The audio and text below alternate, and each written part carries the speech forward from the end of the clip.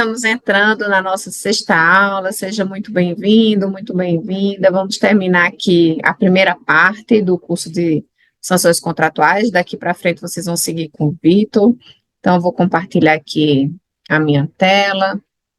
Eu separei muito material de apoio para quem quiser mesmo se aprofundar no estudo, na teoria, enfim, se alguém tiver interesse, eu separei bastante material de apoio, coloquei à disposição para leitura. Então, tem um capítulo que trata só sobre infrações administrativas, é um capítulo de livro, ele vai definir o que é, né, infrações administrativas, como aquele ato ou conduta que contraria uma norma legal, e que podem ou não resultar em prejuízo à administração pública, né? Nós vimos que o legislador ele pode eleger determinadas condutas, e essas condutas podem ou não causar prejuízo à administração. Basta que o legislador selecione aquela conduta e diga, essa conduta aqui é uma infração, é um ilícito administrativo, é um ilícito penal. Então, o legislador vai pensar determinadas condutas nessa ideia de tentar fomentar determinados comportamentos ou diminuir determinados comportamentos, né, proibir determinados comportamentos. E aí, o objetivo das sanções ou das punições é assegurar o cumprimento das normas, para manter o equilíbrio e o bom funcionamento da administração pública, né, no respeito ao direito dos outros, enfim. Os tipos de infrações administrativas, e aqui a gente falou rapidamente já em alguns momentos que um ilícito pode ser ao mesmo tempo punido com a sanção administrativa e outra penal. Uma coisa que foi alterada desde a modificação da 1433, desde 2021, essa parte, todos os ilícitos penais foram retirados de dentro da lei, que estavam dentro da lei 8666, e foram levados para o Código Penal. Então, todas aquelas condutas que são punidas com penas restritivas de direito, privativas de liberdade, hoje estão dentro do Código Penal, né, relacionadas ao direito penal, punidas pelo direito penal e, portanto, dentro do Código Penal, um capítulo próprio, não mais dentro do texto normativo da Lei de Licitações. Mas uma mesma conduta, ela pode, sim, ter repercussões penais e administrativas. Por exemplo, o processo administrativo de responsabilização objetiva, ele fala em vários momentos em fraude, em laranja, em falsidade, vários ilícitos daqueles que receberão uma punição administrativa pelo par, né, que vimos, aquela multa sobre faturamento bruto, a declaração de inidoneidade, também podem levar à responsabilização criminal dos dirigentes, né, e as pessoas envolvidas que tenham a culpabilidade demonstrada ao longo do processo penal. E os ilícitos penais e administrativos, eles se diferenciam por conta da sanção, né? Como eu falei, ontologicamente, a conduta em si, ela não é previamente penal ou administrativa. É uma eleição que o legislador faz. Se vai punir determinadas condutas com sanções administrativas, se vai punir determinadas condutas com sanções penais e quais são as condutas que serão punidas com uma e com outra sanção. E há também algumas características dos ilícitos administrativos, né? A infração, a gente precisa na infração verificar uma conduta que é típica, ou seja, prevista em lei, antijurídica, né, contrária ao ordenamento e culpável, né, passível de aplicação de sanção. E aqui um conceito fundamental do direito administrativo sancionador de que essa conduta ela é reprovável, né? Reprovável por quê? Porque o legislador assim decidiu atribuir uma nota de reprovabilidade a determinada conduta com a previsão de uma sanção administrativa. Então, as ações ou omissões que configuram infrações, a antijuridicidade daquela conduta, ela é contrária ao direito. Não necessariamente ela resulta em danos materiais. É possível pensar num ilícito administrativo de uma inexecução parcial do contrato, o contrato não foi cumprido em determinada parte, que não causou efetivamente um prejuízo à administração, mas que ainda assim poderá ser punido. E a culpabilidade. O grau de reprovabilidade da ação, ele vai influenciar em qual vai ser a sanção efetivamente aplicada, mas lembrando que naquelas hipóteses em que já não esteja fechada a sanção, né? nós vimos que a própria 1433 disse, para essas infrações, aquelas que eu coloquei em vermelho, nós temos o impedimento de licitar e contratar. Para as sanções em rosa, nós temos a declaração de inidoneidade. Então, e a própria lei fala, essas sanções em vermelho, vermelho sou eu que estou dizendo, né? Porque eu tingi de vermelho ali o texto dos nossos slides para facilitar o entendimento. A lei fala, essas sanções em vermelho levam ao impedimento, desde que não sejam reprováveis ao ponto de levar a uma declaração de inidoneidade. Então, o grau de reprovabilidade, ele tem esse valor de fazer possibilitar a dosagem da pena. Todas esses pormenores e essas teorias todas das sanções administrativas estão à disposição para quem quiser se aprofundar, eu deixei o material de apoio. E as infrações administrativas, também eu deixei um capítulo de livro sobre infrações administrativas e sobre sanções administrativas. Qual é a função da sanção, né? Coibir ou desincentivar, proibir práticas contrárias às normas estabelecidas em contratos administrativos. E as sanções nós vimos, a advertência, a multa, essa suspensão temporária hoje é o impedimento, é porque o texto desse artigo é anterior à nova lei de licitações, e a declaração de inidoneidade. O processo administrativo de sanção, ele tem, tanto por força da 14.133, quanto por força da nossa lei estadual, que é a 17.928, a necessária previsão de garantia de contraditório e ampla defesa. Então, a parte contratada, antes de ser punida, ela precisa ser ouvida, e é importante um processo justo. É importante que se assegure que não há aplicação de uma sanção sem a possibilidade da contratada falar sobre os fatos, as atenuantes, ou que não foi ela, ou um caso fortuito, uma força maior, para fazer uma dosagem justa e proporcional entre a sanção e a infração cometida. Aqui eu coloquei isonomia das sanções para a gente pensar também que sempre que há a aplicação de uma sanção em decorrência de um determinado fato, isso abre um precedente, né? É desejável que a administração aplique de forma isonômica e igualitária aos mesmos fatos as mesmas sanções. Então, sempre que você aplica uma sanção, você deve pensar, olha, eu estou indicando para as demais contratadas que numa falta contratual desse tipo, a sanção que nós estamos aplicando é essa. Porque isso pode, sim, gerar nas demais contratadas a legítima expectativa de que, em ocorrendo aquele fato, a sanção que será aplicada será aquela que já foi aplicada a uma outra contratada numa situação semelhante. Então, é importante a gente ter essa ideia de que, quando a gente aplica uma sanção, ainda que seja um processo administrativo com determinada contratada, aquilo ali gera, nas demais contratadas, com aquele setor, órgão, com Estado, União, municípios, a impressão, a expectativa de que o comportamento da administração se repetirá, em havendo a repetição de uma sanção semelhante. E o princípio da tipicidade, a definição legal é rígida, é preciso que haja uma definição de que aquela conduta é um ato infracional, mas a legislação usa tipos abertos. Por exemplo, inexecução parcial do contrato. O que é exatamente uma inexecução parcial do contrato?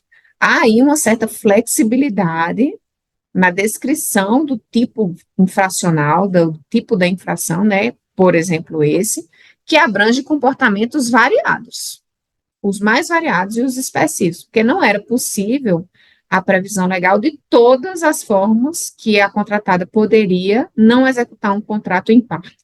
Então, é necessária a definição legal de que uma inexecução parcial leva a sanção de advertência ou multa, mas esse é um tipo aberto. Então, no caso concreto, a gente vai amoldar a conduta ao tipo previsto e, de acordo com a gradação da lei, aplicar a sanção adequada para aquele tipo de infração. A nossa primeira sanção em espécie é, portanto, a advertência. que já vimos aqui em alguns momentos, de que ela só cabe em uma única hipótese da lei, que é na inexecução parcial simples, em que não haja prejuízos. Porque se houver prejuízos, a gente já tem que partir ou para a multa ou para as próximas sanções mais graves, né? Então, a advertência, ela se admite apenas nessa hipótese. Eu não sei se alguém mais atento ou que fez a leitura aí dos artigos que eu selecionei ou que já deu uma revisada no material que vimos até aqui, percebeu uma coisa. Nem a 14.133 e nem a nossa lei estadual, especificamente, trata de um procedimento específico para a apuração da advertência, né? A gente viu que a 1433 fala que quando vai aplicar multa, tem que dar 15 dias de defesa, 15 dias úteis, mas e quando vai aplicar a inidoneidade ou impedimento, tem que ter uma comissão formada por dois servidores estáveis, mas não tem isso. Isso não ficou dito na 14.133 em relação à multa, né? E aí, aqui e acolá, algum doutrinador de direito tem dito que é possível, então, aplicar advertência sem um processo administrativo. E eu quero insistir com vocês que não é, né? A nossa lei estadual, ela fala, até quando ela fala, na aplicação das sanções será garantido contraditório e ampla defesa. Então, quando aquele inciso fala na garantia de um contraditório e ampla defesa, ele já diz, eu preciso de um procedimento, então, mesmo para aplicação de advertência. Então, mesmo diante de uma advertência, há de se instaurar um procedimento administrativo que permita a contratada se defender ou se explicar ou contra-argumentar, ser ouvida, né, garantir o contraditório e ampla defesa. O contraditório é a possibilidade dela contradizer o que foi dito, e a ampla defesa dela, ainda que ela não diga que aquilo não ocorreu, não faça contradita dos fatos, ela diga, ó, isso ocorreu, mas ocorreu por causa disso, por culpa de um servidor público que estava envolvido no contrato, um caso fortuito, uma força maior, né, se defenda de forma ampla. E aí eu selecionei um artigo para vocês do Conju que fala exatamente dessa ideia de que mesmo na aplicação da advertência, é de ser garantida à contratada a possibilidade de defesa, né, um procedimento. Então, e eu chamo muita atenção para isso, porque aí a advertência, ela fica nos registros, né, vai haver um registro de ocorrência de que a contratada foi advertida ao final de um procedimento administrativo em que se apurou isso, isso e isso. É claro que pode ser um procedimento administrativo um pouco mais simples, porque ela não tem aquelas mesmas amarras que a aplicação das penalidades seguintes, né, multa e impedimento de licitar e contratar, e declaração de idoneidade tem. Então, esse artigo aí eu separei para vocês darem uma lida, ele está disponível já no Drive também. E agora, por fim, a gente vai falar um pouquinho sobre a aplicação da multa, moratória e compensatória. A aplicação de multa, ela também é cabível nas hipóteses de inexecução parcial do contrato, né, quando o contrato não é cumprido em alguma medida. Na multa compensatória, a gente pode aplicar, a multa compensatória, ela pode ser aplicada na inexecução total do contrato, né? E aí agora a gente vai falar um pouquinho. O que é a multa compensatória e o que é a multa moratória? Ambas são condenações de pagamento em dinheiro, que a administração faz após regular procedimento administrativo e condena a contratada ao pagamento de determinado valor. Eu tiro de onde esse valor? Do contrato. Então, o contrato vai dizer qual é o valor diário da multa moratória e qual é o valor total da multa compensatória. Como é que eu sei se eu aplico um ou outro? A multa moratória, ela tem a finalidade de impelir a contratada, de colocar na contratada a urgência de um cumprimento, que ainda é útil para a administração pública. Então, a contratada precisava me entregar tantas caixas de resmas de papel hoje. Ela não entregou. Mas se ela entregar amanhã ou depois, eu ainda preciso do papel. Dentro daquele contrato de fornecimento de papel, por exemplo, eu peguei um exemplo qualquer aleatório, eu ainda preciso daquele contrato, não deixou de ser necessário. Então, eu vou colocar uma multa moratória por dia de atraso, para que a contratada se anime a me entregar o quanto antes, para que aquela multa moratória possa ser paralisada no tempo. Então, eu sei se uma multa será moratória ou compensatória quando eu respondo à pergunta: a obrigação ainda é útil? Se a obrigação ainda é útil, eu estou diante de uma hipótese de aplicação de multa moratória. Eu vou colocar uma multa por dia de atraso para que aquela contratada me entregue o quanto antes. Se a obrigação não é útil mais, eu vou colocar, então, uma multa compensatória. O que é que essa multa compensatória faz? Compensa pelas perdas e danos que a administração pública teve em razão do não cumprimento do contrato. Do não início do contrato, do não cumprimento do contrato como um todo. Então, se eu não preciso mais que a contratada preste o serviço, cumpra o contrato, mas não adianta mais, eu estou diante de uma multa compensatória. Eu gosto de exemplos extremos porque fica fácil a gente saber o que é uma coisa e o que é outra. Uma multa compensatória, você pode pensar, por exemplo, quando você contrata um fotógrafo para fotografar o dia do seu casamento. Se o fotógrafo for no dia seguinte, não adianta mais. Então, eu não tenho mais como falar numa multa moratória. Eu não posso dizer, para cada dia que você atrasou do dia da obrigação, do dia em que a obrigação deveria ter sido cumprida, 0,3% de multa. Não, porque no dia seguinte não tem mais casamento, não tem mais padrinho, não tem mais convidado. Eu não preciso mais que ele faça aquilo. Então, eu só posso aplicar nessas hipóteses uma multa compensatória. Quando aquilo deixa de ser útil para a administração, eu só posso aplicar, então, uma multa compensatória. Então, a diferença das situações de multa moratória e compensatória está relacionada a responder essa pergunta. Aquela obrigação é ou não útil para a administração? Se ela segue útil, se eu preciso que ela cumpra o quanto antes, eu aplico uma multa moratória. Se ela deixou de ser útil, se a administração não tem mais interesse, se a administração já está com um contrato de emergência contra o contratado para suprir aquela deficiência, enfim, há uma série de hipóteses, eu vou aplicar uma multa compensatória, eu não quero mais que aquela contratada me entregue ou preste aquele serviço, eu não tenho mais interesse. E aqui eu preciso pontuar para vocês o artigo 162 da 1433, que fala exatamente sobre a aplicação de multa. O artigo 162 fala: o atraso injustificado na execução do contrato sujeitará o contratado à multa de mora. Então, eu preciso ainda que ele cumpra, na forma prevista em edital ou em contrato. Então, ele está atrasado, mas eu ainda preciso que ele cumpra. Mas ao parágrafo único, ele chama atenção para um fato.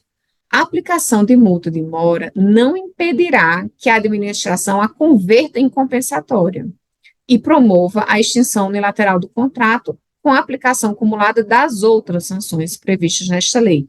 A multa moratória e compensatória, elas não podem ser cumuladas pelo mesmo fato. Então, vamos imaginar que eu precisava ainda daquelas resmas de papel, daquele tijolo, do que for, eu precisava. Aí começo a aplicar uma multa moratória. E passa um dia, dois, três, um mês, dois, três, e a contratada não entrega aquilo ali. Eu posso converter essa multa que eu apliquei inicialmente como moratória em compensatória.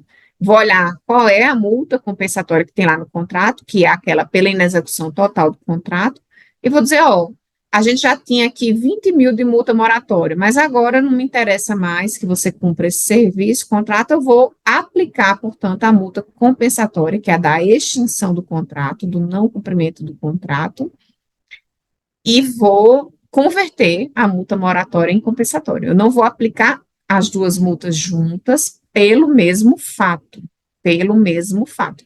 É claro que num contrato eu posso ter aplicado uma multa moratória no início do contrato e no final do contrato eu acabar aplicando uma multa compensatória porque ela não cumpriu o contrato, não entregou o objeto, não entregou a obra, por outro fato.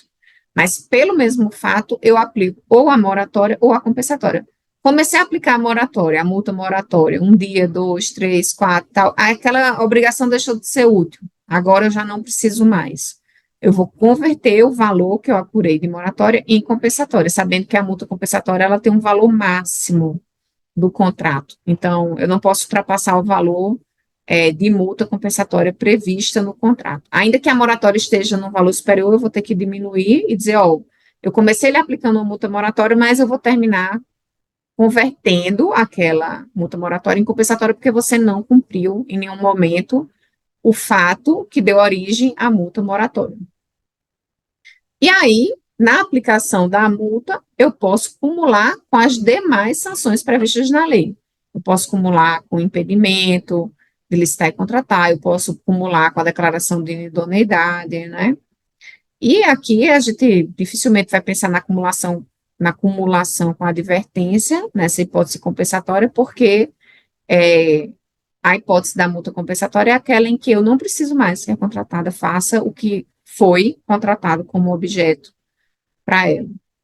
Então, essa é a distinção básica entre multa moratória e compensatória. Eu preciso ou não preciso ainda daquela obrigação, aquele documento que ela está atrasada, aquela informação que ela tem que ter dado, aquele material, eu preciso ainda daquilo, multa moratória, até ela entregar aquela comprovação.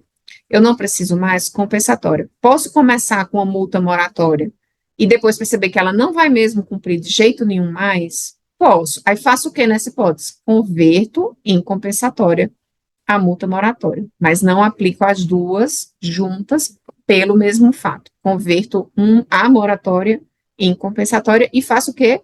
Rescindo unilateralmente o contrato. Digo, o contrato acabou, fim, a administração não quer mais o objeto, o contrato, a prestação, enfim. Então, essas são as distinções básicas entre multa moratória e compensatória. E aqui eu encerro a minha participação no curso de sanções contratuais, agradecendo muito os e-mails que recebo, as dúvidas. Fiquem sempre à vontade, contem comigo aí nessa jornada de conhecimento. E a partir de agora, eu deixo vocês com o doutor Vitor, que vai terminar o nosso curso de sanções contratuais, tenho certeza, de maneira muito exitosa. Espero revê-los em breve, num curso EAD ou presencial aqui da escola. Um grande abraço e até lá.